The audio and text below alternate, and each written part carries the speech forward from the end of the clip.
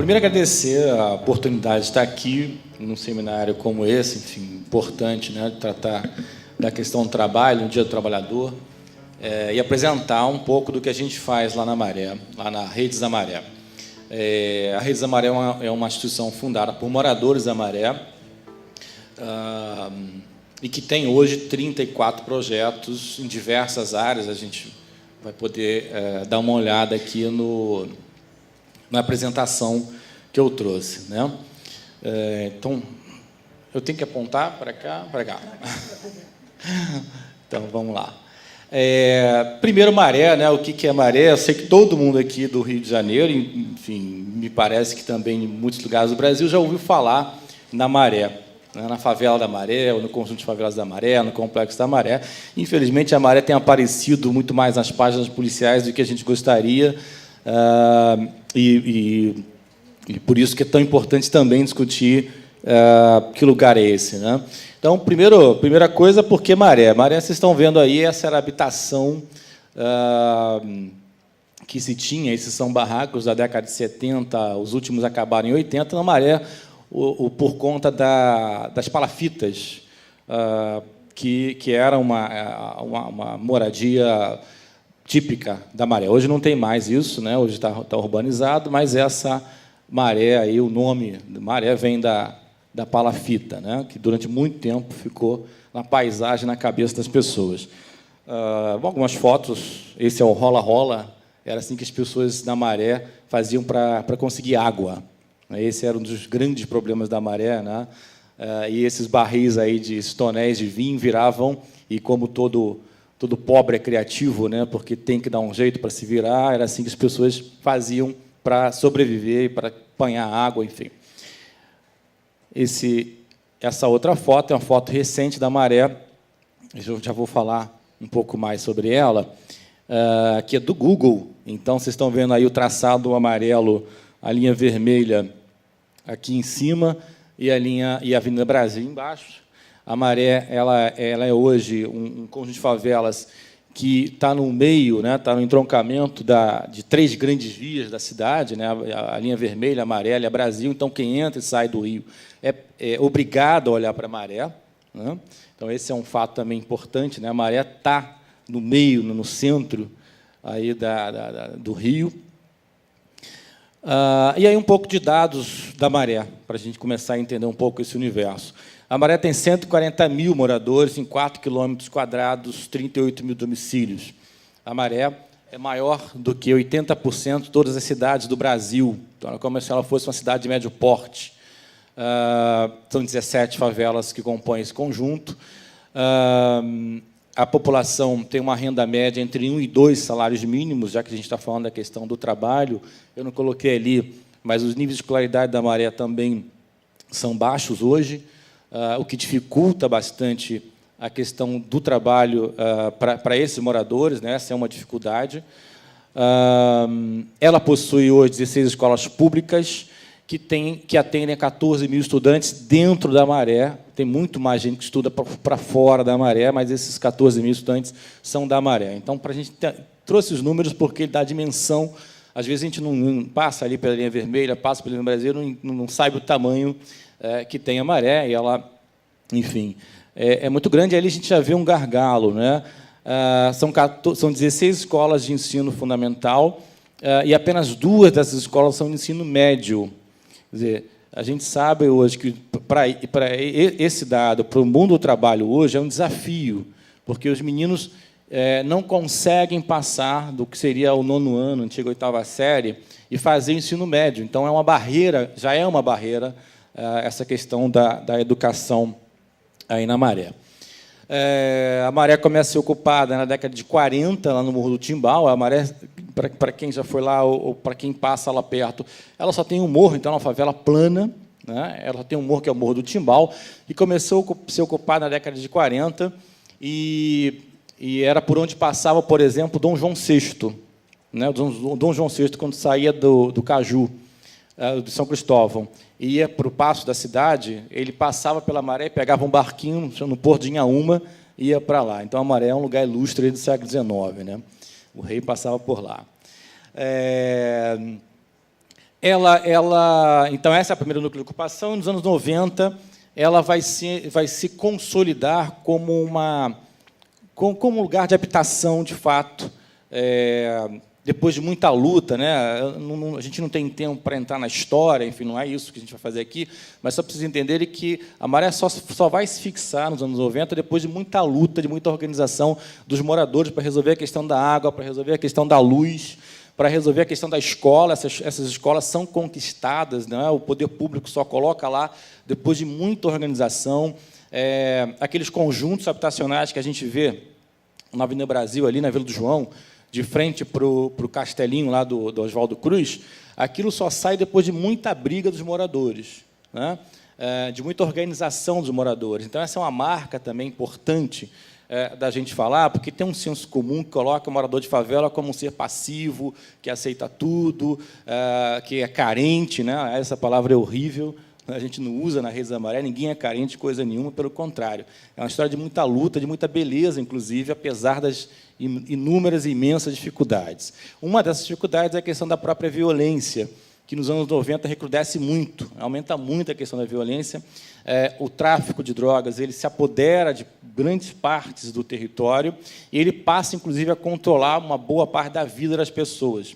Infelizmente, a Maré, hoje, ela tem os 4 grupos armados que comandam o tráfico no Rio, e ela ainda tem a ação da milícia também.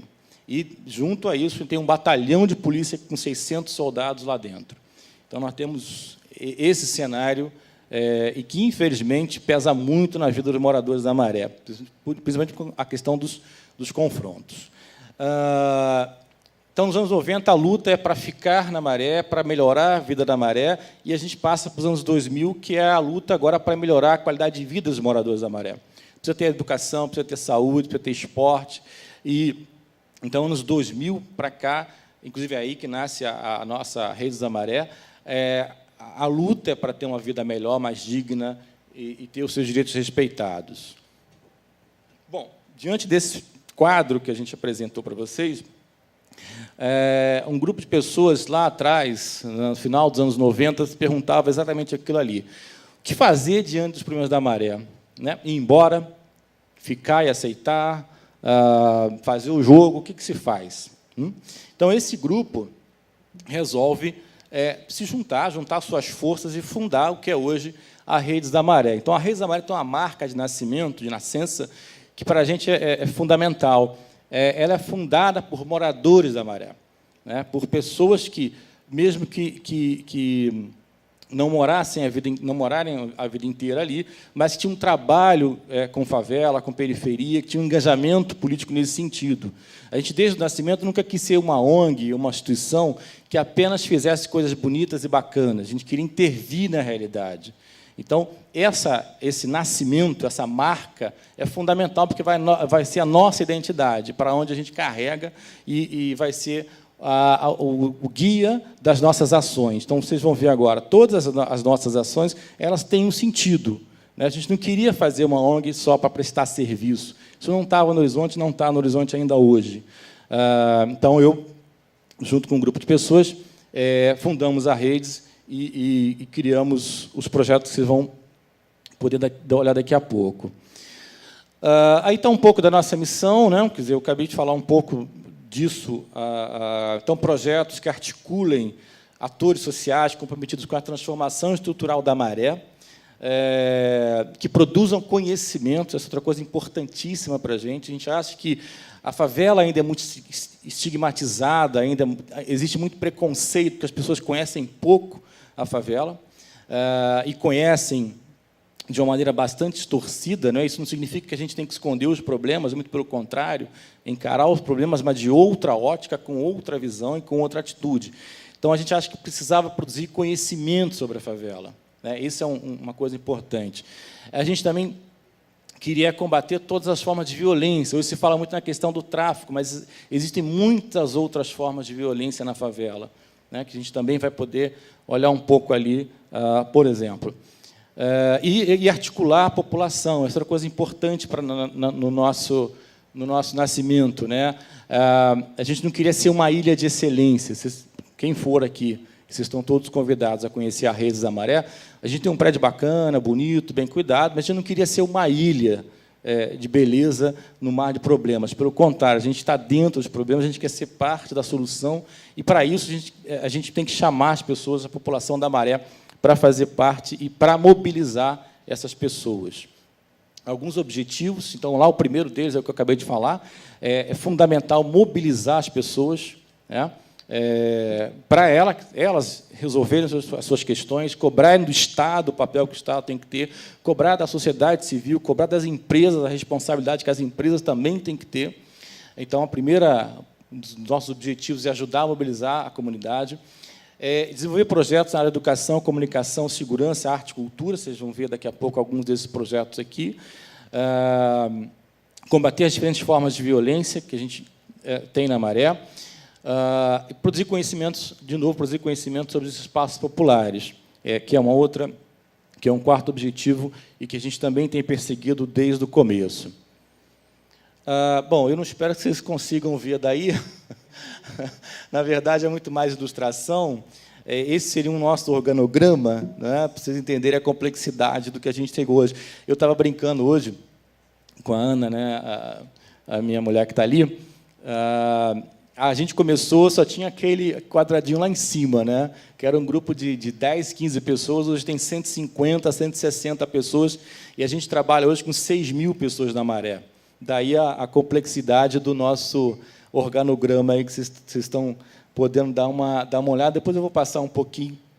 A gente tem aí os eixos de atuação, onde estão embaixo os eixos de atuação. Então, ali tem desenvolvimento territorial, educação, comunicação, arte, cultura. Embaixo deles, essas torres aqui, são os projetos. Eu vou falar de alguns deles aí daqui a pouquinho. Então, só para ter uma ideia de como que a gente está organizado hoje, de como que a gente cresceu nesses 8, 10 anos aí de vida. Bom, só como exemplo, o primeiro projeto que a gente criou na Redes da Maré foi o projeto pré-vestibular comunitário. A gente fez esse projeto que eu, Eliana, enfim, Jailson, algumas outras pessoas da Maré, tínhamos conseguido furar um bloqueio, que é aquele bloqueio da educação, que eu falei agora há pouco, e tínhamos conseguido entrar para a universidade pública. Isso, em 98, 99, significava, em termos de percentuais, apenas 0,6% de moradores da Maré tinham conseguido chegar à universidade. E nós éramos uma exceção a essa regra. E a gente pensou, bom, por que, então, que a gente não faz um projeto para ajudar os meninos e meninas da Maré a ingressar na universidade pública? A gente sabe que a universidade pública ainda é a melhor no Brasil, é ela que faz pesquisa, é ela que desenvolve ciência, tecnologia, além de outras questões, e esse menino precisa ter acesso a esse tipo de conhecimento e voltar para a sua comunidade para ajudar a gente a melhorar essa realidade que a gente viu ali no começo, né? Então, a gente fez o primeiro pré-vestibular, e foi muito interessante, porque éramos 20 professores, alguma coisa assim, e 120 alunos, e a gente escutou muita gente dizer assim, isso não vai dar certo. Os professores da favela dando aula para alunos da favela, não vai dar certo, isso não funciona, né? Não sei o quê. E aí, no primeiro ano, a gente conseguiu aprovar 45 alunos para as universidades públicas, a UERJ, a UF, enfim. E foi um resultado muito interessante, porque aí as pessoas passaram, quer dizer, a gente acreditava, né? Mas as pessoas passaram a acreditar mais ainda no potencial que a gente tinha, né? Isso foi um diferencial muito legal. Hoje, depois desse tempo todo, a gente tem perto de 900 aprovações de meninos da Maré que entram para a universidade e que se destacam na universidade. Tem gente hoje fazendo doutorado, inclusive. Então, é possível, né? A gente acreditou nisso, é possível. Esse projeto continua, e a cada ano 200 meninos da Maré fazem parte desse projeto, e aí 30, 40 deles conseguem, todos os anos, estar entrando nas melhores universidades, e o que a gente quer é que eles retornem para devolver para a sua comunidade o conhecimento que eles estão adquirindo lá na universidade. E um dado interessante é que isso tem acontecido. Então, muitos professores do projeto hoje foram alunos do pré-vestibular. No eixo educação ainda, o segundo exemplo, que é o Programa Criança Petrobras na Maré, patrocinado pela Petrobras hoje, é nosso maior projeto. em parceria também com a Secretaria de Educação do Rio. Ele está em 8 escolas públicas da Maré, e ele atende a 2.000 crianças. Então, é um universo também bastante grande. E por que a escolha desse projeto na escola pública? Porque a gente acha que a escola pública ainda é a instituição, uma das mais importantes instituições que a gente tem na sociedade, e para quem é da favela, é uma instituição fundamental. Então, se a escola pública funciona bem, se ela tem o seu papel reconhecido, se ela tem o seu papel reafirmado, para os meninos da Maré e para outras favelas também, isso é muito importante. Ter uma formação adequada nas escolas que estão lá dentro é fundamental. Então, a gente não faz o papel da escola, é óbvio isso, a gente não quer fazer, não tem como cumprir o papel da escola, não é essa a nossa praia aí, mas é ajudar os professores, ajudar os diretores a reforçar o papel da escola pública, né? Então, a gente tem 60 profissionais da Rede da Maré, junto com os profissionais da escola. A gente tem lá grupos de pais para discutir a educação das crianças. Essa é outra coisa importantíssima. Muito se fala que o pai da favela não liga para a educação do seu filho. Isso é um grande erro, isso é uma grande bobagem. Muito pelo contrário, o que tem uma dificuldade de acompanhar a escola, o que tem uma dificuldade pela baixa escolaridade, pela escola, muitas vezes, também fechar para os seus pais, não há um diálogo aí. O que a gente faz é tentar abrir esse diálogo, tentar levar o pai para a escola e a escola para o pai. Isso tem dado muito bons resultados, isso tem dado bons frutos. Aí, ali embaixo, o Fórum de Educação da Maré, que a gente também faz com os professores. A gente vai fazer agora em maio, mais um seminário, o 3º Seminário de Educação dos professores da Maré. Esse é uma foto do 2º seminário, ali está a Helena Bonamino, que é subsecretária de Educação, lá do outro lado a Pilar, que era do INEP. A gente, então, chamou 200 professores, nesse dia foram 200 professores, mais pessoas envolvidas com a questão da educação na Maré. A gente fez uma bela discussão sobre o papel da escola pública na Maré. Então, essa também é uma outra ação que a Redes vem fazendo, reforçando o papel da educação pública lá na Maré. Bom, um exemplo de uma outra ação que a gente tem feito também, que é o jornal Maré de Notícias. Eu não sei se, enfim, eu acabei vindo de casa, não trouxe, né? Devia ter trazido. Mas é um jornal mesmo, que tem 38.000 exemplares, onde ele chega na casa de todos os moradores da Maré. É um jornal mensal, que tem uma curiosidade interessante. Ele é feito por alunos que foram do pré-vestibular e que fizeram jornalismo. Então, tem um jornalista profissional, né, que coordena o projeto, e tem 8, 10 meninos que foram da Maré, que foram do pré-vestibular e que hoje também estão se formando em jornalismo. E aí a ideia de renovar e de criar novos atores que possam assumir esse trabalho no futuro, né? Então, esse jornal, para a gente, é muito importante. Tem o site da Redes, né, que vocês podem também visitar, os projetos estão todos lá também, que a gente hoje faz a divulgação. Tem as páginas nas redes sociais, Facebook e tudo mais, né? Porque a gente acha que a comunicação é fundamental. A gente hoje tem ainda, na sociedade brasileira, uma concentração dos meios de comunicação em poucas empresas que, às vezes, dificulta a democratização da comunicação. E, principalmente, quando os meios de comunicação tratam na questão da favela, você tem, geralmente, um olhar bastante enviesado, um olhar, inclusive, muitas vezes equivocado. Então, é importante a gente também ter um veículo de comunicação da favela que possa discutir, que possa apresentar questões da favela, não só da Maré, mas das favelas de uma maneira geral. Então, para a gente, a comunicação é fundamental, estratégica. Isso aí é só uma foto.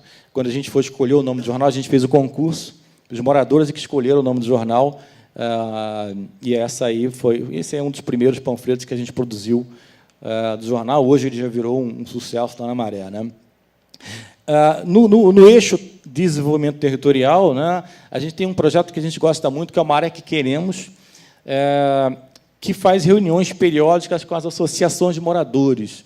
As associações de moradores da favela viveram um período de muita crise algum tempo atrás, né, por conta da desarticulação do próprio movimento social, por conta da interferência do tráfico de drogas, enfim. E hoje a gente está fazendo um trabalho para ajudar a recuperar essas associações, né? Discutir liderança, discutir qual é o papel do presidente da associação de moradores, chamar o poder público para discutir com a gente questões relacionadas à própria Maré, e o nome Maré que queremos é isso. A gente conseguiu fazer um documento, depois de 2 anos de reunião com os presidentes, dos 16 presidentes da Associação da Maré. A gente fez um documento e o prefeito Eduardo Paes foi lá e recebeu o documento, se comprometeu a estudar o documento, se comprometeu a realizar algumas ações que estavam ali no documento. Então, esse movimento é importante porque é a sociedade civil organizada cobrando do poder público. Isso também é outra coisa importante. A gente também não é Estado, a gente não quer cumprir o papel do Estado, mas a gente pode organizar e cobrar o Estado. E essas reivindicações, então, foram feitas, virou um documento, está na internet, inclusive, quem quiser acessar, está no nosso site também. Esse é um outro produto interessantíssimo, eu estava falando ali mais cedo, né, para as pessoas. Esse é o Guia de Ruas da Maré, é o único guia de ruas de uma favela do Rio de Janeiro. Essa é uma luta dos moradores antiga, que tem mais de 30 anos. Aí estão colocadas não só os mapas de todas as favelas da Maré, como o mapa da Maré inteiro, e com ruas e CEP. Parece uma bobagem para quem não é da favela, né? Que não mora ali, que não vive isso, mas o sujeito não tinha o endereço para receber uma carta. Então, isso, para o morador, é uma conquista importante. Eu estava falando, tem uma comunidade chamada Nova Maré, uma das 16 da Maré. Quem passa para o aeroporto, são as casinhas de tijolo, do lado, quem está indo para a ilha de esquerdo, quem está voltando direito, chamada Nova Maré, que é uma das comunidades mais pobres da Maré. Ali, simplesmente, o carteiro chegava, entregava toda a correspondência na mão do presidente da Associação de Moradores, porque ele não queria andar pelas ruas, porque as ruas não tinham nome. Então, ele entrega para o cara a sua correspondência. Se o sujeito for lá entregar, você recebe. Se não, se ele resolver jogar, queimar, enfim, você não recebe e pronto. Então, o que parece uma bobagem, na verdade, é uma conquista importante. Esse guia, hoje, os carteiros usam, hoje o Estado usa o nosso guia. Foi um guia feito com o IBGE, com o IPP, é uma outra coisa que a gente da rede sempre preza muito. Assim. A gente quer fazer coisas de qualidade, não é? A gente não é qualquer coisa, é uma coisa de qualidade, a gente é ambicioso nesse sentido, né? E tem que ser. Né? Então, também está na internet. Um outro ponto interessante, um outro eixo agora, desenvolvimento territorial, que tem a ver mais com a questão do trabalho, né? Já que ainda falando de trabalho, que é o projeto chamado Casa das Mulheres, que também é um espaço que está sendo feito hoje. A Redes hoje tem 3 espaços, né? Tem um prédio central, tem um centro de artes, e esse é o terceiro espaço, que é o que é chamado de Casa das Mulheres, onde vai ter uma série de escritórios e um restaurante embaixo que vai ser administrado pelas mulheres. É uma reivindicação antiga também. Ali se discute questão de gênero, questão de direito das mulheres. E a gente tem um projeto chamado Maré de Sabores, que hoje tem 30 mulheres trabalhando nele. Essas mulheres estão sendo qualificadas para trabalhar com a questão da gastronomia, da alta gastronomia. Inclusive, hoje, tem um grupo já formando uma cooperativa, né, está se organizando e cobrindo alguns eventos e ganhando já algum dinheiro com isso. Além de fazer o curso de alta gastronomia, elas também têm discussões sobre as suas questões. E a gente tem histórias muito bacanas aí. Mulheres que eram oprimidas, que apanhavam do marido, que não tinham renda e que hoje conseguem inverter a situação. Conseguem hoje ser mais independentes, mais autônomas, que não dependem mais de ninguém, que voltam a estudar, que entram para a universidade a partir do projeto. Então, eu queria marcar com as mulheres, a gente não quer fazer um cursinho de culinária, não tem nada contra cursinho de culinária, né? Adoraria fazer um, inclusive, mas é mais do que isso. Trabalhar com a questão do além, né? A questão da dignidade da mulher. E esse é um projeto que a gente gosta muito. Então, ao longo de 2, 3 anos, já passaram mais de 100 mulheres por esse projeto, já foram premiadas, inclusive. Ali está a foto das meninas metendo a mão na massa, literalmente. Ali do lado direito é o diploma, elas recebem o diploma, então podem ir ao mercado de trabalho. A Mariana, que está ali de branco, trabalha na UFRJ, então tem qualificação, enfim. É um trabalho também muito bacana e muito caro para a gente. O eixo de segurança pública, mais um eixo que também é um eixo importante, não dá para estar na Maré e não falar de segurança pública. As pessoas tem muito medo dessa questão, né? Como é que você vai falar de segurança pública? Tem a polícia, tem a milícia, tem o tráfico, enfim. Mas tem que tratar desse assunto, tem que ter coragem para tratar desse assunto, é um assunto importante. A gente fez, em 2008, eu estou falando super rápido por causa do tempo, tá? Depois vocês podem me perguntar com mais calma. Em 2008, a gente fez a primeira conferência livre de segurança pública numa favela do Rio de Janeiro. A gente reuniu quase 300 pessoas para falar de segurança, né, de segurança na favela como direito das pessoas. A gente sabe que isso é extremamente delicado. Rapidamente, esse evento foi interessantíssimo. Começou às 7h de um domingo, e a gente chamou todo mundo para participar, e, no dia, na hora, o comandante do Batalhão da Maré resolveu ir no evento, e sem avisar. E o comando do batalhão foi com 2 caveirões e 30 policiais armados para a porta do evento. Vocês imaginam isso no domingo de manhã, dentro da favela. Imaginem o que aconteceu, né? A gente teve um tiroteio tremendo, porque o tráfico achou que a favela estava sendo invadida e quase que o evento cai por conta da imprudência do comandante do batalhão, que não avisou ninguém que iria e foi. Enfim, e depois de meia hora que a coisa acalmou e a gente resolveu manter. Muita gente queria acabar, vamos manter, porque, se a gente acabar, nunca mais a gente trata de segurança na favela, e a gente manteve, o clima ficou tenso, depois a coisa acalmou, e a gente mandou, no final, fez um documento, mandou para o CONASP, lá em Brasília, né? E a gente, hoje, inclusive, eu represento a Redes no CONASP, que é um órgão que assessora o Ministério da Justiça na questão de segurança pública para o Brasil inteiro. A gente tem feito muitas reuniões agora, vocês devem estar acompanhando pelo jornal. A Maré deve ser a próxima favela do Rio a ser ocupada por uma UPP. Então, essa é uma discussão que a gente tem feito muito também. O que significa uma UPP na Maré? O que significa a polícia estar lá agora, de acordo com eles, com um novo formato, né? Então, a gente tem conversado com os moradores, discutido com eles, a gente tem feito uma campanha de esclarecimento, o que pode, o que não pode fazer, o que policial pode, o que morador pode, o que morador não pode, o que policial não pode. A experiência da polícia na Maré é sempre muito ruim, é sempre muito negativa ainda.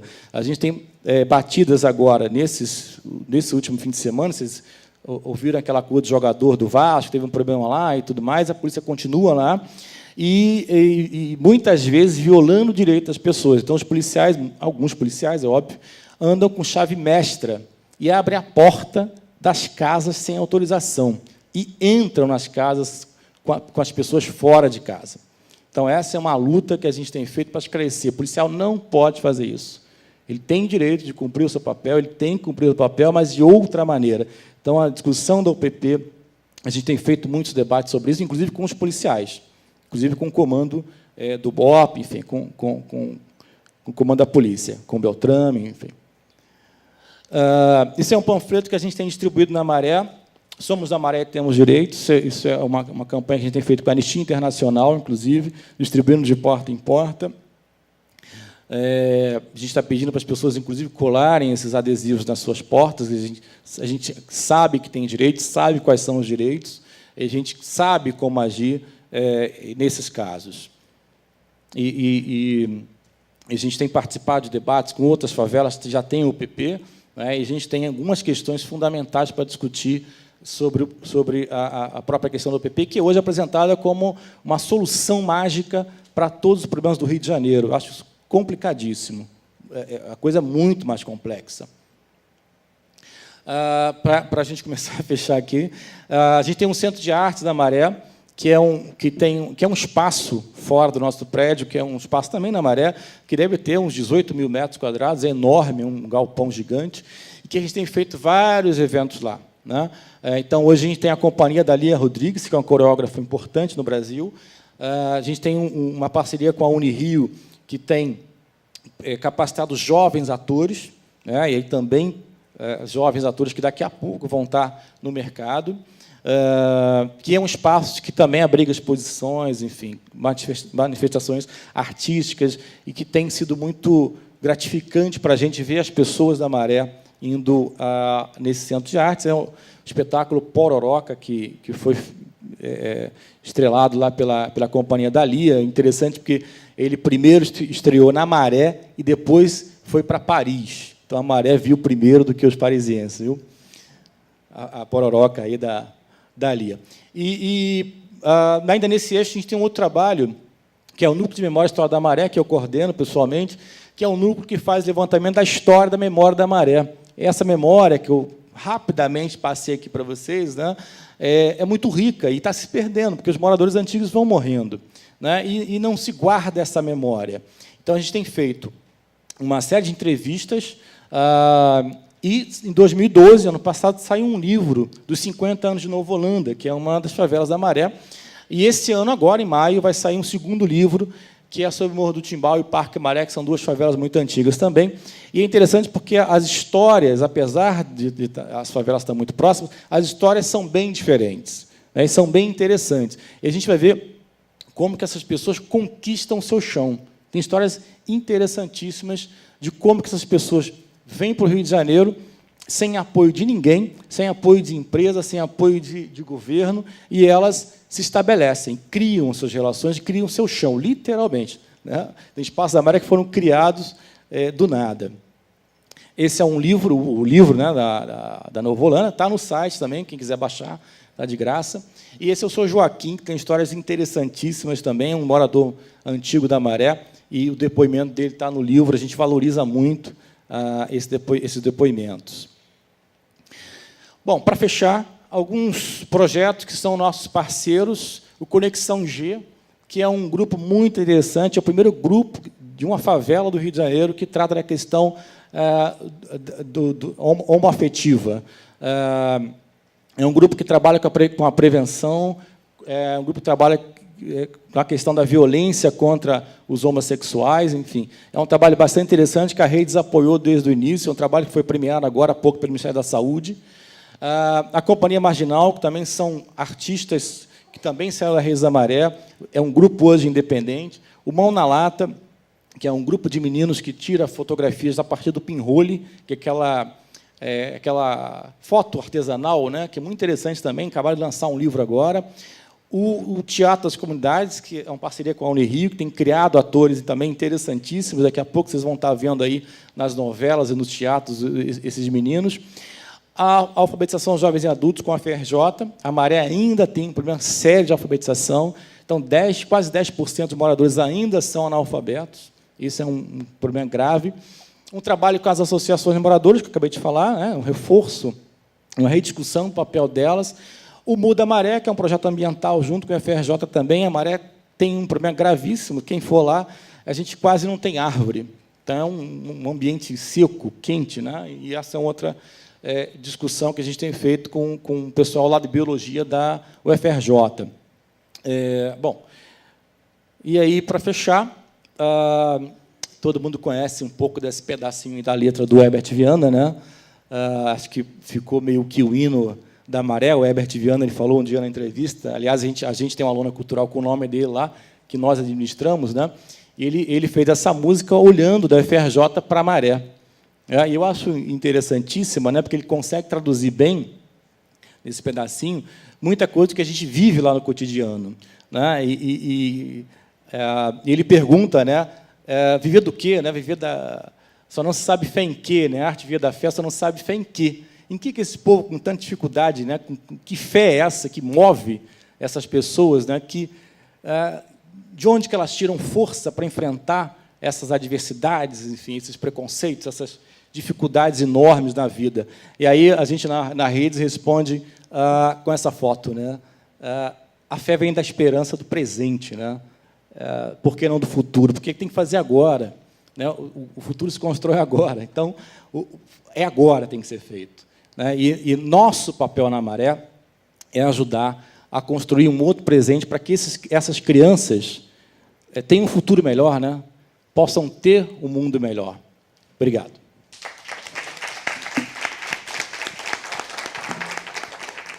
Obrigado, Edson. E agora, para apresentar o trabalho do AfroReg, o Feijão. Obrigado. Quero agradecer em nome do AfroReg, né, o convite para participar desse debate. Nós acreditamos que tem que ser debatido mesmo as questões de oportunidade, de emprego, e assim, para as áreas que logicamente, assim, foram mais desfavorecidas nessa cidade e no Brasil como um todo. Favela sempre foi olhado como cidadãos de menos importância. É a verdade, é o que acreditamos. O AfroReg nasceu no dia 21 de janeiro de 1993, como um jornalzinho que divulgava a cultura afro, e não era em Vigário Geral, como todos pensam. O AfroReg nasceu na Lapa, como esse jornal. Mas, dia 29 de agosto, aconteceu a chacina de Vigário Geral. Os moradores de Vigário Geral vieram para a Cinelândia numa passeata, e as 4 pessoas que tinham fundado o jornalzinho, que eram o José Júnior, o Plácido, a Márcia e o Teco Rastafari. Hoje só existe o Júnior e o Teco Rastafari, né, que é o símbolo do reggae, do afro-reggae. Né? E assim, quando viram a manifestação, juntaram os moradores e foram para Vigário Geral. E, indignados com a violência, começaram o trabalho do afro-reggae, muito voltado para a arte, para a cultura. A nossa missão institucional é, na verdade, promover a inclusão social através da arte e da cultura. Então, hoje estamos 20 anos, né, de trabalho dentro de comunidades com um cotidiano violento.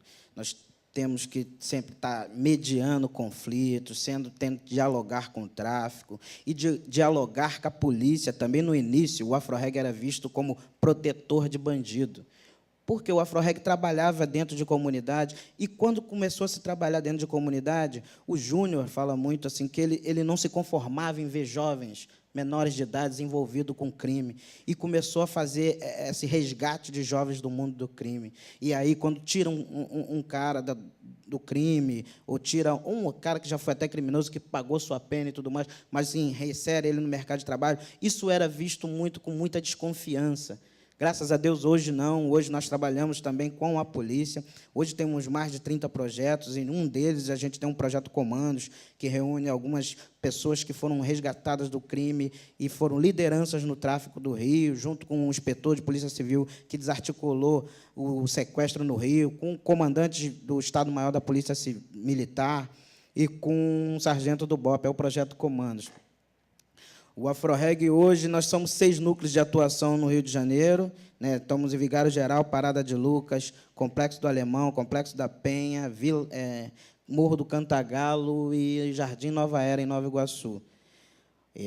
Nós somos, hoje, também temos programas de televisão, né, que no Multishow, temos alguns vídeos, temos alguns documentários. A gente tem uma produtora de vídeo hoje que produz, está entendendo, nossos projetos, nossos programas. Nossa meta é que, daqui a 5 anos ou 10 anos, vamos ver, com muito otimismo, nós sejamos autossustentáveis. Hoje ainda nós temos patrocínio da Petrobras, da Natura, do Banco Santander e do Governo do Estado. E também tem um projeto que é de suma importância hoje, que é o nosso tem maior visibilidade, é o projeto de empregabilidade.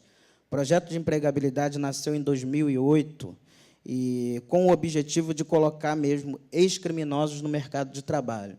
Nós já temos 4 anos, né, e são mais de 1.500 pessoas, graças a Deus, que foram tiradas, resgatadas do mundo do crime e inseridas no mercado de trabalho. O Governo do Estado viu relevância e patrocina diretamente esse trabalho, que é o projeto de empregabilidade. Dentre umas dessas pessoas que foram resgatadas do mundo do crime, está a Tuxinha da Mangueira, hoje trabalha no AfroReg, está o Gaúcho, está umas pessoas, e está o Feijão. O Feijão tem uma história também, né, que foi envolvido no crime. Eu me envolvi no crime com 13 anos de idade. Aos 19, eu fui chefe do tráfico de uma das bocas do Complexo Jacari. Está entendendo? 10 anos, mais ou menos, 10, 12 anos, eu vivi no crime. E, ao contrário que as pessoas pensam, assim, eu nunca fui feliz, eu não falo isso com muito orgulho, não. Falo orgulho do que me transformei agora, mas eu nunca tive orgulho de ser bandido. Não sei porquê, mas a vida, o cotidiano, assim, me levou. Fui criado só tinha minha mãe, meu avô e minha avó, minha família totalmente dilacerada, e, assim, os meus grandes ídolos era o bandido. O meu ídolo era o bandido, porque o bandido, naquela época, ele era o cara que promovia benfeitorias na favela, ele era o cara que podia né, promovia as festas, os bailes, ajudava com cesta básica, ajudava com remédio, e assim, e dentro desse bandido que eu me espelhei mesmo, ele tinha até um perfil mais assistencialista e mais amigo, mais protetor, na verdade. Que na favela, se existe o cara que decide tudo. Então, acho que eu tinha ele como ídolo, na verdade. E ele tinha arma. A arma é uma coisa fascinante. E eu vi o filme do Rambo, e vi o filme do Schwarzenegger, né, que teve aí essa semana aí, e ele tinha a mesma arma que o cara dava tiro no filme, também lá na favela tinha também, né, a R-15, né, as metralhadoras, as escopetas e tudo mais. E arma é uma coisa fascinante. E assim, aquilo fascina um jovem com perspectiva nenhuma, né, sem família quase. Minha mãe saía de manhã para trabalhar, meu avô também fazia vigia de mercado no Ceasa. Eu só ficava com a minha avó velhinha, minha avó não tinha como me segurar, então eu me enveredei para o crime. Depois de viver esse tempo todo, eu decidi sair do crime, tá entendendo? Juntei um dinheiro que eu achava que era suficiente para me viver, fui embora para Salvador, na Bahia, e depois de montei uma empresa lá, tinha um táxi, montei uma empresa de reforma, construção, e depois de 3 anos, a polícia expediu um mandado de prisão, foram lá me capturar, me trouxe, eu fiquei preso, e depois fui julgado, saí por força de habeas corpus, fui julgado por 1 ano, e depois fui absolvido. E começa a minha história. Depois, quando eu saio, eu não tinha perspectiva de nada, e o que só me restava era o crime de verdade de novo. E teve um amigo, que era um amigo religioso, né, evangélico, falou assim: você não vai porque seus amigos da tua geração, se não estão em Bangu 1, estão mortos, e você é o único que não foi para Bangu 1, mas foi na cadeia e voltou, e graças a Deus está aqui. Eu fiquei por 3, 4 meses vivendo na igreja desse religioso, e assim, mas não era de verdade a minha. Eu, sinceramente, a disciplina religiosa para mim era muito complicado, eu nunca tive uma disciplina religiosa desse jeito, e eu falei para ele que eu não poderia mais ficar lá, porque não dá para me viver dependendo dos outros. Eu sempre fui responsável pela minha família, minha pequena família, eu não gosto de viver dependendo de ninguém, e já estava prestes a sair para ir embora lá, quando eu conheci o José Júnior. José Júnior apareceu 2 dias depois que eu dei esse papo, e começamos a conversar. José Júnior olhou em mim e falou: pô, Feijão, você é um cara que se expressa diferente das pessoas, você fala poucas gírias e tudo mais. E eu falei assim, E eu falei assim: bicho, eu preciso trabalhar, porque senão vou voltar para o crime, não dá para me ficar aqui na igreja, aqui. É difícil para mim, eu não posso estar enganando ninguém, e ninguém engana a Deus, né? Então, assim, eu não posso estar aqui fingindo que eu estou crente, que eu estou aqui, porque eu não estou, então eu vou sair. Aí o Júnior falou: você quer trabalhar, bicho? Eu falei: eu preciso, cara, eu tenho filho para criar, e não dá para me ficar aqui. Ele quer vir para a Afro-Reggae? Eu falei assim: mas, bicho, para mim o Afro-Reggae só era música. Eu falei: o que eu vou fazer no Afro-Reggae? Eu falei assim: bicho, eu só sei mexer com maconha e cocaína, meu irmão. Trabalhar de outra vez, não sei fazer. Tentei, já nem deixaram. Ele: não, o Afro-Reggae tem um trabalho social, tem um trabalho de resgate de jovens do mundo do crime, que você, Feijão, que você me contou. E eu contei para ele que eu usava cordão de ouro de 1 quilo, tinha moto legal, tinha namoradas bonitas, apesar de ser feio pra caramba, mas... Aí ele falou assim: como você foi uma espécie de ídolo na tua favela, cara, então, se você mudar e mostrar que você pode ser também o ídolo, e diferente, de uma forma legal, vai ser a maior arma que a gente vai ter para tirar jovens do mundo do crime. Eu falei assim: bicho, já que eu tenho curso superior em alguma coisa, né, então eu aceito, vamos trabalhar assim, eu preciso trabalhar. E comecei mesmo fazendo mediação de conflito, cheguei em Vigário-Geral. O 3º comando foi a facção que eu pertencia, tinha acabado de ocupar Vigário-Geral, tomado o Comando Vermelho, e assim, cometendo aquelas coisas absurdas que todo mundo sabe que acontecem nessas tomadas de guerra do tráfico. E foi super assim, me achei muito útil, porque eu conhecia toda a liderança do 3º comando, e a galera tinha muito respeito por mim ainda, e eu comecei a mediar ali e garantir o direito dos inocentes, das pessoas que não tinham, né, nada a ver, porque eram parentes, estavam sendo expulsos, perdendo seus bens materiais, perdendo suas casas que compraram com tanta dificuldade, e eu consegui, de uma certa forma, amenizar grande parte, até conseguir garantir a vida das pessoas. E daí começou esse trabalho, eu comecei também a conscientizar a molecada, comecei a conversar, e mostrava para as pessoas que, pô, se eu estou vivo, era pela misericórdia divina mesmo, porque contra Deus eu só pequei, então só Deus que podia me dar ali, porque eu tenho marcas de tiro de fuzil no corpo, dessas guerras loucas que eu enfrentei por aí, e eu mostro isso até hoje para a galera. Eu só estou vivo, mas eu já perdi mais de 300 amigos nessa guerra, que eu vi, assim, tá vendo? Morrerem, e só sei desse número, porque tinha um fotógrafo que fazia distribuía esses santinho de missa de sétimo dia, ou de falecimento, e quando eu encontrei com o Gil me mostra o book dele de santinhos, e eu começo a contar da minha infância até aquele prezado momento, eu começo a contar de pessoas que eu conheci, que morreram com 15, 16, morreram com 20, com 27, eu contei 300 pessoas.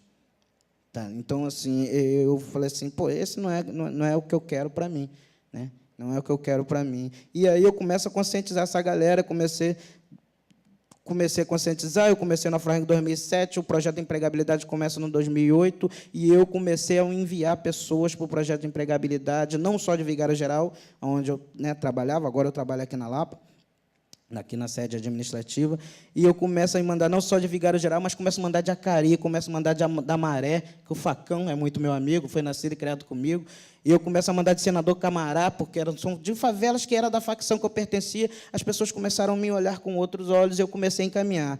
Esse trabalho teve relevância, eu fui convidado pelo Departamento de Estado americano a fazer um intercâmbio aos Estados Unidos, onde eu fui Washington, Nova York, Los Angeles, Texas, Alabama, também levando um pouco da nossa expertise social, mas levando um pouco da minha história de vida, levando também e conhecendo, né? Conhecendo museus, conhecendo ONGs nos Estados Unidos, isso me foi muito rico. Participei do Fórum de Inovação Social também em Lisboa, e Fórum Econômico Mundial, acabei de chegar sábado do Fórum Econômico Mundial em Lima, no Peru, participei de uma mesa de debate sobre a política de droga internacional.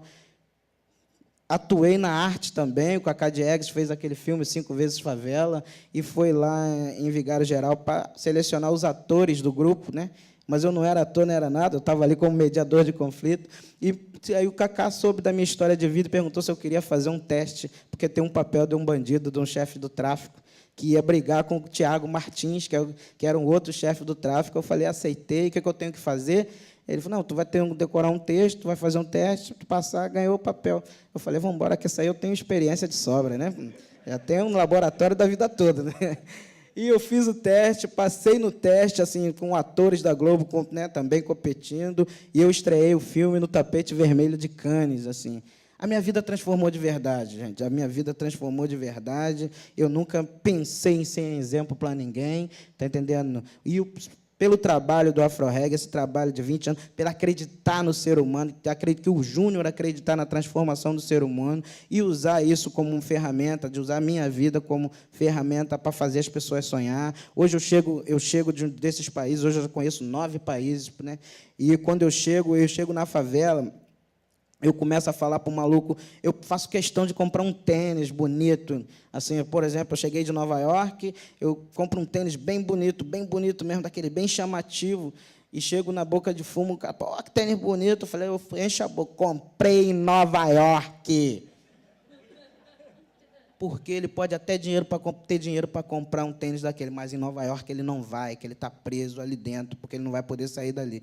Então, assim, eu começo assim, eu aprendi isso com o Júnior também, não é? Não foi assim, aprendi isso com o Júnior, então você começa a fazer essa galera sonhar, fazer a galera sonhar para trazer eles para o nosso lado. Graças a Deus, hoje não sou eu o único ex-chefe do tráfico e é do Afroheg, tem vários chefes do tráfico fazendo a mesma coisa, a gente está fazendo o nosso trabalhinho, a gente está jogando nossa semente, a gente está plantando, a gente está conseguindo tirar. Hoje, no Afroheg, eu posso contar que tem mais ou menos uns 20 a 25 ex-criminosos trabalhando diretamente nos projetos, e a gente, como eu já falei, já mais de 1.500 pessoas tiradas do mundo do crime estão inseridas diretamente no mercado de trabalho. A gente quer que mais parceiros, a gente quer mais pessoas que acreditem nesse trabalho se juntem a nós, e para a gente tentar, de uma certa forma, mudar um pouquinho o cotidiano dessa cidade. Porque eu não quero essa violência para ninguém, nem para os meus filhos. Eu tenho 2 filhos, o Lucas tem 9 anos, o Miguel tem 5 anos. O Lucas, quando descobriu que eu fui ex-bandido, foi muito traumatizante para mim. Eu fui dar uma entrevista na televisão, no Altas Horas, E, assim, todo mundo estava lá em casa, todo mundo esperando. Altas horas é altas horas, de madrugada mesmo. E ninguém dorme, ninguém dorme. E, um tempo atrás desse episódio, o Lucas, eu moro ali perto da Vila da Penha, muito próximo do Juramento, então tiroteio come lá, e o Lucas, sempre, às vezes, falava assim, que a polícia logo entra e mata todos esses bandidos lá em cima. O Lucas falava isso. O Lucas, quero ser do BOPE. E eu estou, né, segurando na minha, deixo o Lucas para lá e falar o que ele quiser. Quem quer ser, vai estudar para ser. Né? E quando o Lucas quando ele viu na televisão eu falando que fui ex-bandido, o Lucas entrou para dentro do quarto, correndo, assim, e ele ficou muito trêmulo. Eu olhei para minha esposa e falei, Priscila, o Lucas. Aí fui lá no quarto, o que foi, meu filho? O que foi? Ele, não, nada não. Eu, fala para o papai, meu filho, fala para o papai. Ele, nada não. Aí ele olha para mim e fala, papai, eu não queria que o senhor morresse, não. Desculpa, não queria que o senhor morresse, não. Para mim, isso foi... Sabe, ele não viu o momento quando eu fui bandido, quando ele foi uma das causas de eu ter saído embora para a Bahia. Ele tinha nascido, então eu fui embora em 2003.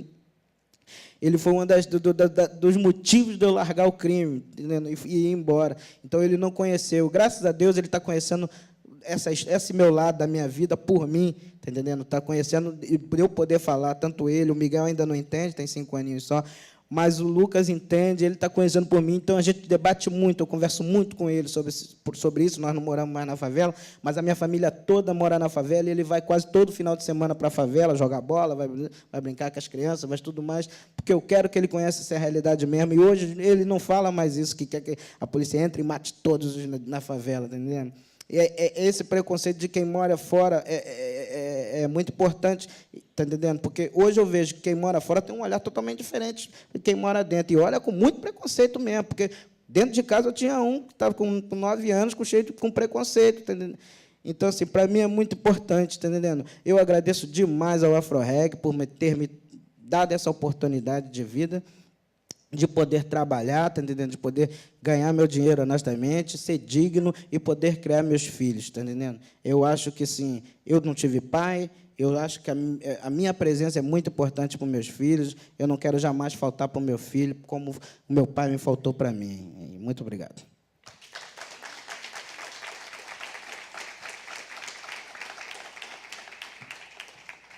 História riquíssima de vida. E um exemplo. Tá, vamos ver quantas perguntas nós temos aqui. Como a gente tem a questão do tempo, então, se por acaso não der para responder todas as perguntas, a gente encaminha para depois ser respondida, tá bom? A gente tem quanto tempo, Marcos? Uns 15 minutos? Tá bom. Vamos ver a primeira pergunta aqui. Edson, além das atuações indiretas, como na educação, já foram feitas atuações em projetos diretamente ligados ao trabalho? Sim, trabalho a gente tem aquilo que eu falei da Casa das Mulheres, né, o Maré de Sabores, que a gente trabalha a qualificação de um grupo de mulheres para a questão da alta gastronomia, né, que é um campo hoje de trabalho no Rio que vem se ampliando e tal. E o que é legal não é só a questão do trabalho aí em si, né, mas é também tudo que tem por trás dessa ação. Como eu falei ali na apresentação, tem todo um trabalho do direito das mulheres, tem todo um trabalho de reflexão sobre o papel da mulher.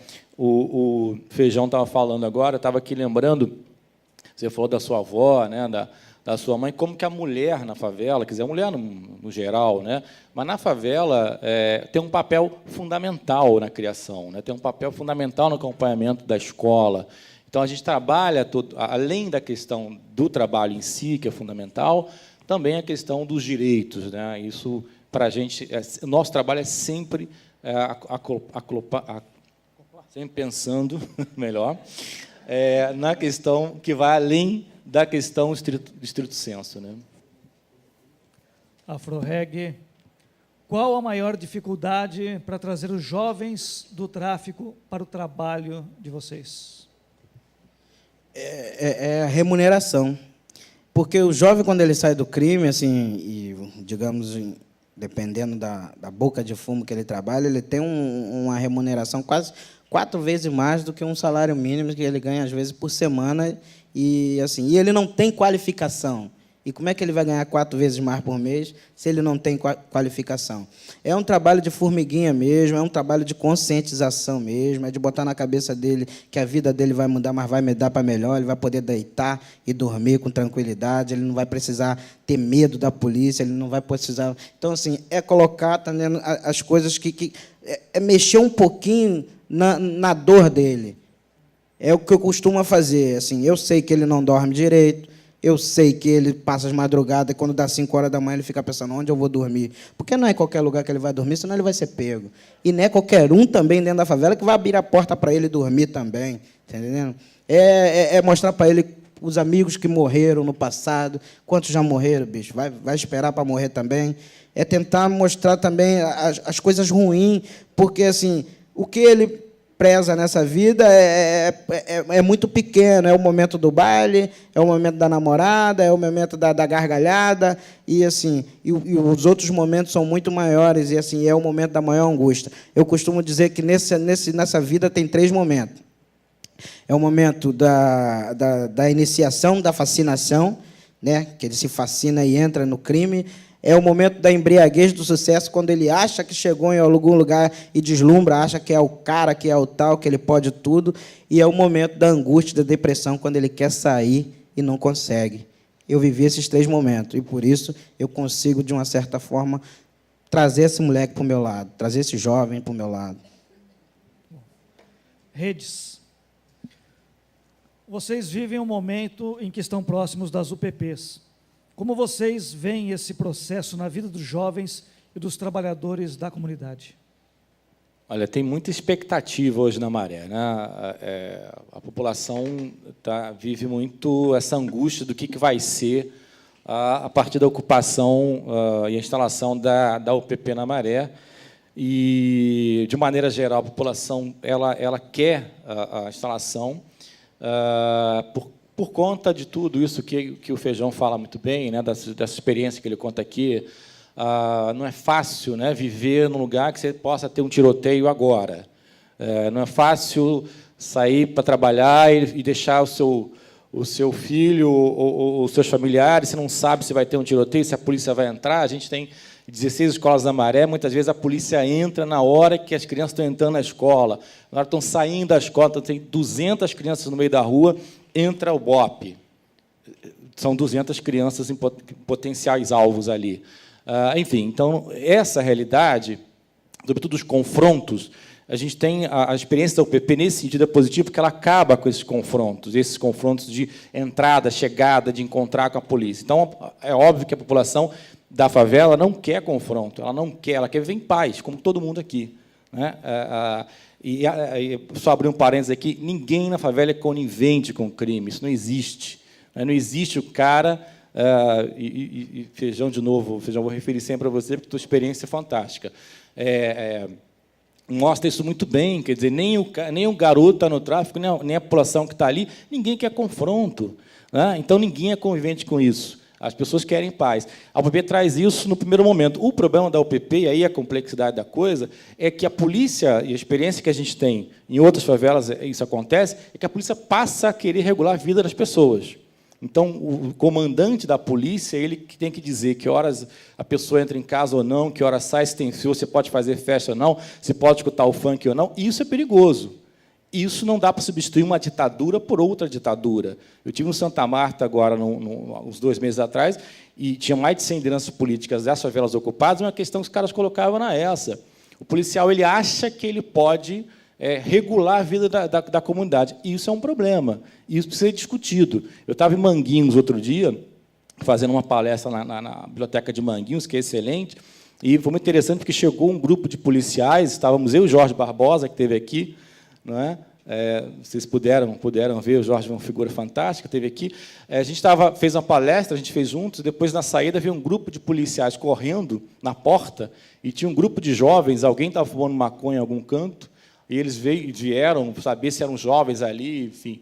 E aí chegaram, deram de cara comigo e Jorge Barbosa, né? Jorge Barbosa é um senhor, né? Ele não gosta que eu fale isso, não, mas eu falo para provocá-lo. E aí o policial chegou e deu de cara comigo, com ele, quer dizer, a gente não é tão jovem assim, e aí pararam, e agora, revista não revista, né? E aí ficaram meio indecisos, aí, não, queria ver a sua bolsa e tal. Depois eu brinquei com o Jorge, você está com a cara de maconheiro danado, hein, rapaz? O cara parou justamente por causa de você, me parou, né? Aí, mas isso, o policial ficou indignado lá, porque tinha um garoto com uma lata de spray, eles iam fazer uma oficina na biblioteca, e o policial queria que o menino tivesse com a nota fiscal do spray, como se a nota fiscal do spray provasse que ele não ia pichar a parede lá fora. Isso é uma... sai da área, da competência do policial. Então, essas coisas precisam ser conversadas. Fora que você tem hoje uma especulação imobiliária entrando forte na favela, pessoas que moram há 50, 60 anos estão perdendo suas casas, né? A remoção branca. Tem um sujeito, que não lembro agora qual é a favela, mas que queria comprar 20 barracos na favela para fazer hotel. Então, assim, essas coisas precisam ser muito cuidadas, senão a gente vai ter um problema que aí a entrada do mercado pesado dentro da favela desregula a vida social ali dentro, e aí você tem uma outra realidade, que as pessoas começam a ser expulsas do lugar que elas construíram. Isso é um problema. Feijão. Hoje em dia, quantos jovens, aproximadamente, procuram espontaneamente o afro-reggae como caminho da fuga do crime? Com o projeto das UPPs, muitos jovens mesmo hoje procuram espontaneamente o afro-reggae. Assim, e tem um caso para contar. Agora, nessa ocupação do Jacarezinho, assim, aconteceu, foi num domingo, na segunda-feira tinha 27 jovens na fila, aqui na Rua da Lapa, 180, onde é o nosso escritório, onde é o escritório de empregabilidade. Tinha 27 jovens na fila para ser atendido pelo projeto de empregabilidade. E grande maioria deles largaram o crime por conta da UPP, mas a grande maioria também não tinha a ficha, tá entendendo, penal suja. Tá entendendo? Eram meninos que estavam, ou jovens, ou maiores de idade, que estavam no crime mesmo como a sua forma de ganhar dinheiro, de renda financeira mesmo. E, assim, não tinham para onde ir, e olharam e viram o afro-reggae como uma luz no fim do túnel. Está entendendo? Então, eu acredito que esse trabalho está tendo muita relevância, e hoje o Feijão está tendo que fazer menos mediações, o Feijão está tendo que falar muito indiretamente. As pessoas já estão vindo, né, assim, e muito pelo que o Júnior acredita, do ser humano multiplicador. A história do Feijão pode ser forte para sensibilizar esse moleque. A história do Tuxinha, a história do Gaúcho, do João Paulo, do Diogo. O Diogo, da Maré. Diogo trabalha com a gente lá também, né, que foi um dos líderes da Nova Holanda, trabalha lá no projeto Empregabilidade diretamente. Então, assim, eu fico muito honrado por ser útil à sociedade. Assim, para muitos, assim, que acharam que para a gente não tinha jeito, e a gente está mostrando que tem sim, e a gente usando de um lado negativo nosso para fazer uma coisa positiva. Foi um lado errado que hoje está sendo usado para ser uma coisa boa e, assim, livrar a sociedade desse flagelo aí das drogas, flagelo aí da falta de emprego, da falta de oportunidade. A gente tentando consertar um pouquinho. Nós acreditamos que sozinhos não fazemos nada, queremos mais ajuda de todos. É a multiplicação do feijão. Seja bem-vinda, né? Uma pergunta para vocês dois agora. Você vê a dificuldade dos jovens em ingressar no mercado de trabalho como um motivador do trabalho no tráfico? A dificuldade de ingressar no mercado, dificultador. Eu acho que faltou um trabalho de base do Estado de Direito, quando não ofereceu saúde, educação e segurança a essa população, como eu já disse, assim, que sempre foi tratada com cidadãos de menos importância. Faltou isso, faltou, e não faltou por 5, 10, faltou por 30, 40, 50 anos. Eu acho que só se pensou em educação de base nessa cidade, nesse estado, eu acho que foi há 25 ou 30 anos atrás, quando Darcy Ribeiro e Leonel Brizola fizeram o projeto dos CIEPs, do Brizolão. Ali se pensou em segurança pública de igualdade. Ali se pensou em fazer bons colégios, com horário integral, para que se prendesse o filho do trabalhador ali ele estava tendo educação, e depois que o trabalhador chega do seu trabalho, tem seu filho ali, pega e leva para casa. Eu acho que ali ele pensou em fazer segurança pública, e pensou em segurar essa geração de agora, a minha geração, segurar essa geração aí que está tacando fogo em ônibus, que está fechando túnel, essa geração que está fechando a linha vermelha. Acho que se desse continuidade, teríamos, acho que, 3 décadas aí de trabalho forte na educação, e não poderia ter menos violência, né? Acho que eu acredito, sim. Essa é uma questão muito importante, né? A gente tem que separar uma coisa. A pobreza não é igual a crime, né? Não é igual a violência, senão todo pobre é um potencial marginal. Então, acho que essa é uma distinção que precisa ser feita. E acho que o Feijão tem razão, assim, falta investimento, falta olhar para essas pessoas como cidadãos de direito, né? Não é fazer favor a ninguém, não é ser caridoso com ninguém, mas é investir como o Estado investe em outras áreas da cidade. Acho que é isso. O Estado cumpriu o que é o papel dele, é dar educação de qualidade, é oferecer cultura, é oferecer uma vida digna para essas pessoas. Se o Estado cumpre isso, se a sociedade cobra isso, se a gente se organiza para cobrar isso, a gente tem um outro quadro, né? Não tem dúvida de que, na hora que você melhora a vida das pessoas, na hora que as pessoas podem ter uma renda um pouco melhor, podem investir mais na sua vida, investir mais na sua educação, a gente tem um outro tipo de sociedade. O problema é que quando a gente acha que é natural ter a pobreza, quando é natural ter a desigualdade, isso é que precisa desnaturalizar. E aí a gente pode pensar em outras ações, a gente pode pensar em uma outra sociedade, a gente precisa fazer isso. A questão que o Feijão levanta, o garoto do tênis, isso está na sociedade. Nós somos uma sociedade de consumo. Nós somos bombardeados o dia inteiro. Diz assim, você só é cidadão se você compra. Se você tem dinheiro para comprar, você é bem tratado. Se não tem dinheiro para comprar, você não interessa. É isso. Então, um menino lá, que está na favela, que não tem a educação escolar que devia ter, que não tem a formação que devia ter, ele quer consumir, como todo mundo. Ele quer ser tratado como cidadão, como todo mundo. Infelizmente, a nossa sociedade ela tem um modelo hoje que é consuma e seja cidadão. Não consuma, não seja cidadão. Essa é a questão, e essa é a mensagem que é passada. Então, é uma coisa mais ampla do que a questão da favela. E, na questão da favela, dos mais pobres, é isso. Precisa de investir, precisa ter escola. Na Maré, por exemplo, a gente tem problemas sérios, porque 3 da tarde acabam as aulas. Porque é muito violento, tem que acabar 5, acaba 3. O garoto, em vez de 200 dias, tem menos do que isso. Enfim, é isso que precisa ser pensado, né? Feijão, tem uma pergunta aqui, vamos ver. Como é a sua reação diante de uma família que você teve que eliminar um rival, morador da mesma comunidade, se é que você teve que passar por algum tipo de situação nesse sentido? Cara, na minha vida eu só me defendi, cara. Eu só me defendi. Eu vivi uma guerra desde de moleque e eu só me defendi. Eu quase não frequento mais a favela onde eu nasci e me criei, até para evitar que alguns comentários maldosos e tudo mais, até por orientação do Júnior mesmo.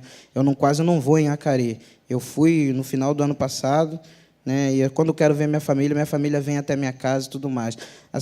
Mas, quando eu não só enfrentar uma família, sim, mas o que me doía, e muitas vezes foi um dos motivadores de eu sair do crime, é quando um moleque era assassinado pela polícia, e a família, a mãe, vinha chorando até mim, porque eu era o líder do tráfico, para fazer o enterro.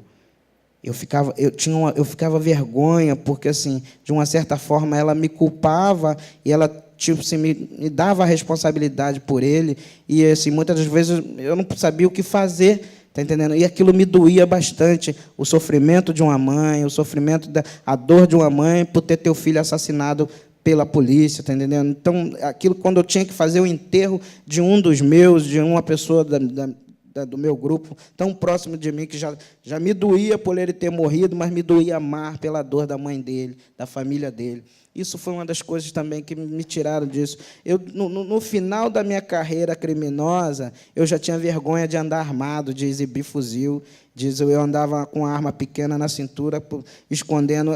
De uma certa forma, algo mexia comigo para me sair daquilo, para me tirar daquilo. Entendeu? Não tenho essa experiência, não, de ter uma família que, de uma certa forma, eu tive que afastar. Né? Não tive. Mas eu tenho essa das pessoas que, quando morriam, e a mãe ia chorando, porque era eu que era o responsável, eu tinha que fazer o enterro. Aquilo me doía, e me dói até hoje ver o sofrimento de uma mãe. Assim, às vezes, noticiário de jornais, assim, por algum motivo, o filho é assassinado. É uma das coisas que mais me fazem chorar, é o sofrimento de uma mãe. Vamos finalizar com essas 3 aqui, então. Maré, como é recepcionada a ideia de se implantar uma UPP? Daí tem uma outra na mesma pergunta. Como trabalhador, como trabalha a Maré, no caso, com a comunidade, quando um estranho não consegue visitar o local e, às vezes, é até torturado, acusado de X9? Bom, primeiro a UPP, como eu falei, há uma expectativa grande da instalação da UPP, né, por o bem e por o mal. Embora eu acho que os moradores eles querem a UPP, né, sobretudo por conta dessa ideia de você não ter o perigo dos tiroteios, você não ter homens armados, enfim, de todo o pânico, do medo que causa isso, né? Só para reforçar, assim, as pessoas não são coniventes, elas não se acostumam a isso. Eu morei 40 anos na Maré, a minha família mora lá. Só saí da Maré há 2 anos porque conheci essa moça linda ali, casei e vim para cá, mas a minha vida inteira na Maré, né? E 40 anos eu nunca me acostumei a ver homem armado na rua. Nunca vi os meus vizinhos, os meus colegas dizer assim, não, tudo bem. Sempre queria atenção. Então, essa é uma coisa importante. Assim, esse quadro precisa mudar. Vocês imaginem se tivessem homens armados andando na rua do Leblon, por exemplo. Como que seria um escândalo disso? 20, 30 homens armados aqui no Oswaldo Cruz, no Flamengo. Isso estaria em imprensa mundial, enfim, isso cai o governador, cai... Na favela, pode. Por que pode? Não pode. Tem que ser a mesma lei para todos. Então, a ideia da UPP, quando retira essas armas da rua, porque a grande questão é a arma, o tráfico aí é outra questão a discutir, mas o uso da droga, enfim, ele é desde que o homem é homem, e aí a discussão se libera ou se não libera é uma outra discussão, mas a questão da arma, ela é urgente, ela tem que parar, tem que acabar, não pode ter homem armado na rua, né? Então, o UPP tira isso. Outra coisa que o UPP tira é o confronto. A polícia já está lá dentro, a polícia não vai chegar agora, e aí, assim que chega... Eu vivi isso muitas vezes na Maré. A polícia está chegando, cuidado, vai ter um tiroteio, a polícia entrou. Isso é surreal, né? Vocês imaginem se alguém aqui no Flamengo fala isso. Está passando um carro da polícia, tudo bem, ótimo, beleza. Lá na favela, as pessoas têm medo quando chega a polícia, né? Então, dizendo e aí, assim, não gostam nem da polícia e nem do bandido armado, que são ameaças à vida. Então, é isso. A segunda coisa, torturado, eu não entendi muito bem a pergunta, né? Se entrar um estranho não consegue visitar o local, às vezes até torturado. Bom, eu nunca, não sei que caso é esse. Não sei se a pergunta é sobre o que a comunidade acha, eu já acabei de responder. A comunidade é contra a violência, né? A comunidade jamais vai achar interessante que alguém seja torturado, que alguém seja assassinado. O Feijão acabou de falar aqui dos dramas que a gente passa quando alguém é assassinado, quando alguém, enfim, é torturado. É óbvio que as pessoas que estão ali são pessoas de bem, e quem é do bem não quer ver no outro sofrendo, né? Então, me parece que é na mesma linha. Assim, a violência, não é porque você está na favela, você acostumou com a violência, que você acha que a violência é que resolve. É óbvio que não, né? Então, me parece que vai na mesma linha da questão do tiroteio. Ninguém quer isso.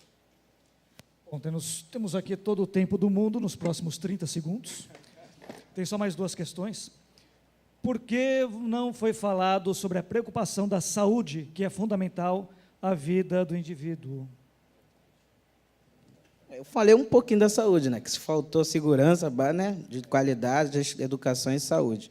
Mas é verdade, assim, as favelas, ainda mais o Edmilson, né? Edson mostrou aqui como a maré era na década de 80, né? De palafitas, assim, como se teve problema de saúde naquele local, e assim, e ainda continua, ainda há 30 anos depois, a gente tem um déficit total de saúde pública, né? Torcemos que se melhore, a gente precisa de saúde pública, que é o eixo, né? A lei brasileira diz que o cidadão brasileiro tem direito à saúde, educação e segurança pública de qualidade. Durante décadas faltou a qualidade. É isso, boa, é uma pergunta ótima, porque a gente falou tanto de tudo e esquecemos a saúde, que é fundamental. É isso. A saúde, vocês imaginam, se no caso geral do Brasil é ruim, na favela, que os serviços são muito mais precários, é muito ruim, e é um problema. A Maré tem problemas hoje com a questão da dengue, com a questão da hanseníase, que hoje é um problema sério lá. Embora a gente tenha agente de saúde, tem posto de saúde, mas as coisas não funcionam como deviam, né? E é mais um dos problemas, além de todas essas questões que a gente falou aqui. Bom, e a última da Angeli Rose, que é mais a título de contribuição. Ela diz: tanto não tenho dúvida de que a educação é muito importante e determinante, mas, no caso dela, sou professora, doutora, pesquisadora, formada pela PUC-Rio, minha origem é bem simples, tudo com muito esforço, não coloco fogo nos ônibus, porém estou desempregada há quase 3 anos. Como pode professora, pesquisadora, desempregada nessa realidade? Olha, é um problema sério do nosso país, né? E aí nada melhor do que um seminário sobre a questão do trabalho para pensar nisso. E você imagina uma pessoa qualificada, não é? Tem essa dificuldade grande. Você imagina as pessoas das quais nós estamos falando aqui que não têm, embora me parece que ela tem uma origem também próxima da nossa, não é? Mas é isso, eu acho que a questão do mundo do trabalho brasileiro que precisa ser repensado, as questões do nosso crescimento, para onde que a gente vai, do valor da educação que é dado no nosso país, né? Os professores ainda têm muitas dificuldades, a gente precisa avançar muito em relação à questão da educação e a questão da qualificação, a questão do mercado dos professores, enfim, das escolas públicas. A gente tem muita dificuldade nas escolas públicas, na favela. Eu acabei de fazer agora um trabalho sobre isso, e como é difícil essa coisa de trabalhar na favela. A Maré, por exemplo, teve um ano passado, a gente problema sério de professores, porque as pessoas não querem ir para a favela também, enfim. Então, tem toda uma relação complexa aí de mercado de trabalho, de investimento, de oportunidade, de salário, inclusive, né? O Cristóvão Buarque deu entrevista agora há pouco, e ele disse uma coisa, né, que as pessoas ficam muito chocadas, quer dizer, muito chocadas, mas ficaram chocadas, porque ele falou assim: o professor tinha que ganhar R$9.000. Aí as pessoas falam: nossa, mas como R$9.000 e tal, assim, isso é um absurdo e tal. E ele diz: olha, você precisa pagar bem o cara e precisa trazer os melhores para essa função. Se você não pagar bem o sujeito, como fazem os outros países, você não atrai as melhores cabeças, né? Então, é uma questão do nosso crescimento, né? Graças a Deus, eu não conheço a intimidade, mas assim, eu acredito também, assim, muito família. Família é a base de tudo. E assim, eu tenho muitos amigos também que cresceram na favela e não foram pelo lado do crime, mas assim, na grande parte tiveram pai, mãe e uma família que não deixaram que eles entrassem para o crime. Infelizmente, minha mãe saía, trabalhava como costureira, como meu avô também, minha avó só ficava comigo. Então, assim, eu acho que, assim, eu acredito mesmo a desestruturação da minha família, a causa de eu enveredar pelo lado errado. Mas, assim, muitos amigos meus que na favela, que têm sua família formada, têm sua família direitinho, que vê seu filho indo pelo lado errado e está ali o pai para mexer, o caminho é aqui. Então, assim, família é tudo.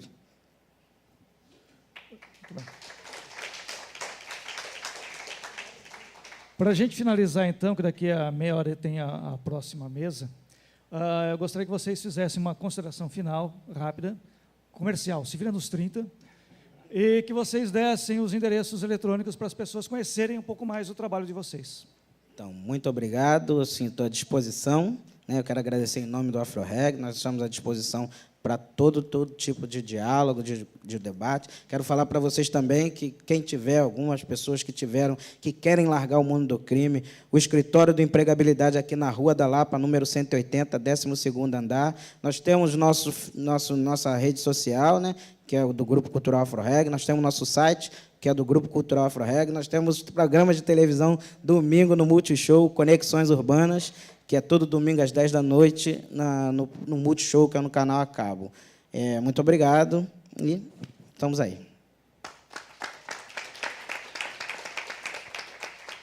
Bom, agradecer aí a oportunidade, agradecer ao nosso amigo Feijão, esqueci o nome, me perdoe. Carlos. Enfim, a gente aprendeu... Eu aprendi muita coisa aqui de novo, é sempre bom encontrar o povo do AfroReg, enfim, que eu acho que é um trabalho importantíssimo também. Eu fiz a apresentação e esqueci de botar lá o site da Redes, mas é www.redesdamaré.org.br. Se não achar, bota no Google que aparece, mas a gente tem um site com todos os projetos, com mais detalhes ainda. E, por último, eu queria dizer que é discutir a questão do trabalho é fundamental hoje, discutir a questão de para onde vai o Brasil hoje, não só no trabalho, mas para onde que a gente quer crescer. O Brasil é, daqui a alguns anos, sem dúvida nenhuma, a quarta, a quinta economia do mundo. Isso é importante, mas isso ser a quarta, a quinta economia do mundo não adianta se esse avanço não se reverter no fim das nossas desigualdades enquanto nação, enquanto povo. Isso é que é o fundamental. Não adianta ser rico e ter a pobreza extrema ou radicalizada. E, por final, eu acho que discutir a favela, trazer figuras como o Feijão, a gente poder discutir aqui a Rede, discutir o Rio de Janeiro, isso é fundamental, né? Isso é importantíssimo. A favela precisa ser encarada de uma outra maneira. As pessoas que moram na favela precisam ser vistas de outra maneira, sem os preconceitos, sem os estereótipos, sem a ideia de que todo mundo está lá, ou é coitadinho, ou é bandido. São pessoas, são cidadãos que têm dificuldades enormes, que tocam a sua vida, que se reinventam, que recriam a realidade, que são cariocas. Isso é que é o mais importante. Muito obrigado.